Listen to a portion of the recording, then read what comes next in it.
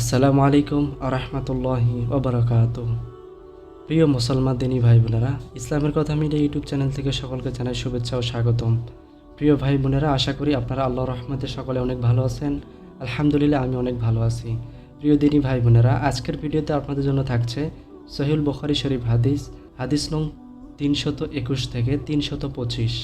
ইনশাআল্লাহ আশা করি আজকের পুরো ভিডিও জুড়ে আপনি থাকবেন। সকলকে তৌফিক করুন, আমিন। আল্লাহ সকলকে ইসলামের পথে কবুল করুন, ইসলামের পথে থাকার তৌফিক দান করুন, সকলকেই হেদায়েতের পথে রাখুন। সকলেই বলি আল্লাহুম্মা আমিন। সম্মানিত বন্ধুরা, দেরি না করে চলুন শুরু করছি আজকের এই অসাধারণ পর্বটি। ইনশাআল্লাহ আশা করি আপনি সাথে থাকবেন পুরো ভিডিও জুড়ে। অবশ্যই একটি লাইক দিয়ে পুরো ভিডিওটি দেখার আমন্ত্রণ রইল সকলকে ইনশাআল্লাহ। প্রিয় বন্ধুরা, আমি আপনাদের সাথে আছি আরমান হোসেন রুবেল। আপনারা দেখছেন ইসলামের কথা মিডিয়া। চলুন শুরু করছি আজকের পর্ব।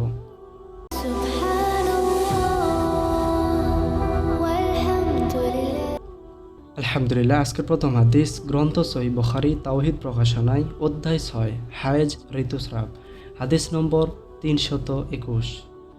হায়েজকালীন সালাতের কাজা নেই। জাবির ইবনে আবদুল্লাহ ও আবু সাঈদ খুদরি রাদিয়াল্লাহু আনহুমা নবী সাল্লাল্লাহু আলাইহি ওয়াসাল্লাম থেকে বর্ণনা করেন যে স্ত্রী লোক হায়েজকালীন সময়ে সালাত ছেড়ে দিবে। মুআজ রাহিমাহুল্লাহ থেকে বর্ণিত, জৈনিক মহিলা আয়েশা রাদিয়াল্লাহু আনহাকে বললেন, হায়েজকালীন কাজা সালাত পবিত্র হওয়ার পর আদায় করলে আমাদের জন্য চলবে কিনা? আয়েশা রাদিয়াল্লাহু আনহা বললেন, তুমি কি হারুরিয়া, খারিজিদের একদল? আমরা নবী সাল্লাল্লাহু আলাইহি ওয়াসাল্লাম এর সময়ে ঋতুবর্তী হতাম, কিন্তু তিনি আমাদের সালাত কাজার নির্দেশ দিতেন না, অথবা তিনি আয়েশা রাদিয়াল্লাহু আনহা বলেন আমরা তা কাজা করতাম না। মুসলিম হাদিস, আহমদ শরীফ, হাদিসের মান সহিহ। আলহামদুলিল্লাহ। আজকের দ্বিতীয় হাদিস গ্রন্থ সহিহ বুখারী তাওহীদ প্রকাশনায় অধ্যায় 6 হায়েজ ঋতুস্রাব, হাদিস নম্বর 322। ঋতুমতী মহিলার সাথে হায়েজের কাপড় পরিহিত অবস্থায় একত্রে শোয়া। উম্মু সালামা রাদিয়াল্লাহু আনহা হতে বর্ণিত, তিনি বলেন, নবী সাল্লাল্লাহু আলাইহি ওয়াসাল্লাম এর সঙ্গে একই চাদরের নিচে শায়িত অবস্থায় আমার হায়েজ দেখা দিল। তখন আমি চুপি সারে বেরিয়ে এসে হায়েজের কাপড় পরে নিলাম। আল্লাহর রাসূল সাল্লাল্লাহু আলাইহি ওয়াসাল্লাম আমাকে ডেকে নিয়ে তার চাদরের নিচে স্থান দিলেন। বর্ণনাকারী জাইনাব রাহিমাহুল্লাহ বলেন, আমি উম্মু সালামা রাদিয়াল্লাহু আনহা এও বলেছেন যে নবী সাল্লাল্লাহু আলাইহি ওয়াসাল্লাম রোজা অবস্থায় তাকে চুমু খেতেন। উম্মে সালামা রাদিয়াল্লাহু আনহা আরও বলেন, আমি ও নবী করিম সাল্লাল্লাহু আলাইহি ওয়াসাল্লাম একই পাত্র হতে পানি নিয়ে জানাবাতের জন্য গোসল করতাম। হাদিসের মান সহিহ। প্রিয় বন্ধুরা, আজকের তৃতীয় হাদিস গ্রন্থ সহিহ বুখারী তাওহীদ প্রকাশনায় অধ্যায় 6 হায়েজ ঋতুস্রাব, হাদিস নম্বর 323। হায়েজের জন্য স্বতন্ত্র কাপড় পরিধান করা। উম্মু সালামা রাদিয়াল্লাহু আনহা থেকে বর্ণিত, তিনি বলেন, এক সময় আমি ও নবী সাল্লাল্লাহু আলাইহি ওয়াসাল্লাম একই চাদরের নিচে শুয়েছিলাম। আমার হায়েজ শুরু হলো। তখন আমি গোপনে বেরিয়ে গিয়ে হায়েজের কাপড় পরে নিলাম। তিনি জিজ্ঞাসা করলেন, তোমার কি হায়েজ আরম্ভ হয়েছে? আমি বললাম, হ্যাঁ। তিনি আমাকে ডেকে নিলেন এবং আমি তার সঙ্গে একই চাদরের নিচে শুয়ে পড়লাম। হাদিসের মান সহিহ। প্রিয় বন্ধুরা, আজকের চতুর্থ হাদিস গ্রন্থ সহিহ বুখারী তাওহীদ প্রকাশনায় অধ্যায় 6 হায়েজ ঋতুস্রাব, হাদিস নম্বর 324। ঋতুমতী মহিলাদের উভয় ঈদ ও মুসলমানদের দাওয়াতি সমাবেশে উপস্থিত হওয়া এবং ঈদগাহ হতে দূরে অবস্থান করা। হাফসা রাদিয়াল্লাহু আনহা থেকে বর্ণিত, তিনি বলেন, আমরা আমাদের যুবতীদের ঈদের সালাতে বের হতে নিষেধ করতাম। এক মহিলা বনু কালাফের মহলে এসে পৌঁছলেন এবং তিনি তার বোন হতে বর্ণনা করলেন, তার ভগ্নিপতি নবী সাল্লাল্লাহু আলাইহি ওয়াসাল্লাম এর সঙ্গে 12টি গাজওয়াহ বড় যুদ্ধ অংশগ্রহণ করেছিলেন। তিনি বলেন, আমার বোনও তার সঙ্গে 6টি গাজওয়ায় শরীক ছিলেন। সেই বোন বলেন, আমরা আহতদের পরিচর্যা ও অসুস্থদের সেবা করতাম। তিনি নবী সাল্লাল্লাহু আলাইহি ওয়াসাল্লামকে জিজ্ঞেস করলেন, আমাদের কারো ওড়না না থাকার কারণে বের না হলে কোনো অসুবিধা আছে কি? আল্লাহ রসুল সাল্লাল্লাহু আলাইহি ওয়াসাল্লাম বললেন, তার সাথীর ওড়না তাকে পরিয়ে দিবে, যাতে সে ভালো মজলিস ও মুমিনদের দাওয়াতে শরিক হতে পারে। যখন উম্মু আতিয়া রাদিয়াল্লাহু আনহা আসলেন, আমি তাকে জিজ্ঞাসা করলাম, আপনি কি নবী সাল্লাল্লাহু আলাইহি সাল্লাম হতে এরূপ শুনেছেন? উত্তরে তিনি বললেন, আমার পিতা তার জন্য কুরবান হোক। হ্যাঁ, তিনি এরূপ বলেছিলেন। নবীর কথা আলোচিত হলেই তিনি বলতেন, আমার পিতা তার জন্য কুরবান হোক। আমি নবী সাল্লাল্লাহু আলাইহি সাল্লামকে বলতে শুনেছি যে যুবতী, পর্দানুশীল ও ঋতুমতী মহিলারা বের হবে এবং ভালো স্থানে ও মুমিনদের দাওয়াতে অংশগ্রহণ করবে। অবশ্য ঋতুমতী মহিলা ঈদগাহ হতে দূরে থাকবে। হাফসা রাদিয়াল্লাহু আনহা বলেন, আমি জিজ্ঞেস করলাম, ঋতুবতীও কি বেরোবে? তিনি বললেন, সে কি আরাফাতে ও উমুক উমুক স্থানে উপস্থিত হবে না? হাদিসের মান সহিহ মুসলিম থেকেও বর্ণিত হয়েছে। হাদিসটিতে অসাধারণ কিছু বুঝিয়েছে। এই হাদিসটি আমাদের বোঝায় এটাই, কিছু হিন্দু সংস্কৃতিতে আছে, তারা মানে এই অবস্থায় মহিলাদের হলে নাকি তাদের বাসস্থান আলাদা করে দেওয়া হয়, ঘরের বাইরে রাখা হয়, ঘরে থাকতে দেয় না। কিন্তু আমাদের ইসলাম ধর্ম আমাদের মুসলিমদেরকে অনুমতি দেওয়া হয়েছে, অবশ্যই আপনি ঘর থেকে বের হবেন, তবে ঈদগাহ এবং সালাত এবং কোরআন ছোঁয়া থেকে বিরত থাকবেন এই অবস্থায়। আলহামদুলিল্লাহ, আশা করি বুঝতে পেরেছেন আপনারা। প্রিয় বন্ধুরা, আজকের পঞ্চম হাদিস, গ্রন্থ সহিহ বুখারী তাওহীদ প্রকাশনায় অধ্যায় 6 হায়েজ ঋতুস্রাব, হাদিস নম্বর 325।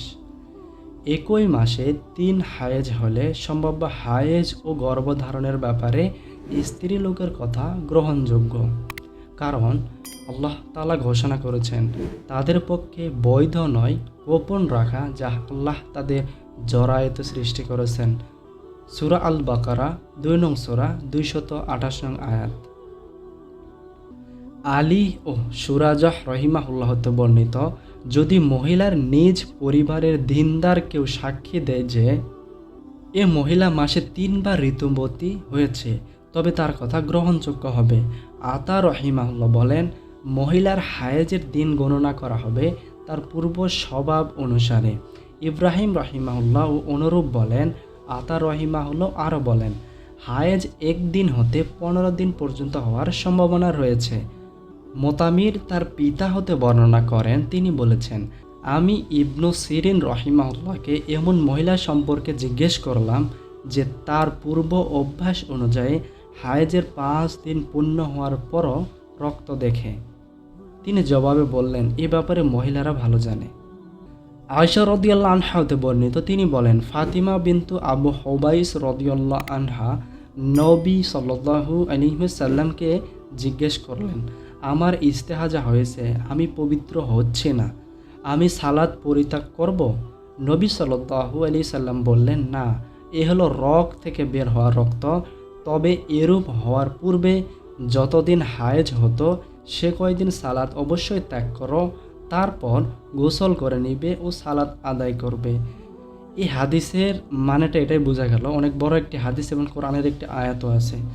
কোনো মহিলা যদি হায়েজ হয়েছে এরকম যদি মিথ্যা কথা বলে যে আমার হায়েজ হয়েছে এতদিন, 7 দিন 15 দিন পর্যন্তও থাকে, কেউ যদি বলে থাকে, মানে আপনি আজকে হায়েজ আপনার এসেছে, আপনার প্রতি মাসে এসে থাকে, এটা মেয়েদের, সো প্রতি মাসে যদি এসে থাকে তো এটা আপনার হচ্ছে প্রথমবারে আপনি 15 দিন 22 দিন এরকম তো হবে না, কেউ মাসে 2 বার থেকে 3 বার আসবে, এমনটা প্রথম থেকে যদি হয়ে থাকে তাহলে আপনি হিসাব করে নেবেন, ধরেন 7 দিন বা যে কয়দিন। এটা মহিলারাই জানে যে কখন ঠিক আছেন, কখন ভালো আছেন, কখন হায়েজ আসে নাই, এটা মহিলারা ভালো জানবেন।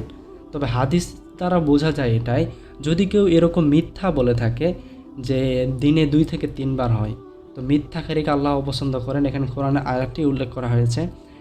এখানে আর একটা হাদিসে বলা হয়েছে যে এই বিষয়টা নিয়ে আপনি যদি দেখেন রক্ত, তাহলে এই যে রাসূল সাল্লাল্লাহু আলাইহি ওয়াসাল্লামের পক্ষ থেকে আরেকটি হাদিস আসছে, আয়েশা রাদিয়াল্লাহু আনহা বর্ণনা করেন, যদি এরকম এসে থাকে তাহলে আপনি আগে তো হয়েছে যে কয়দিন থাকছে 5 দিন, 7 দিন, 6 দিন।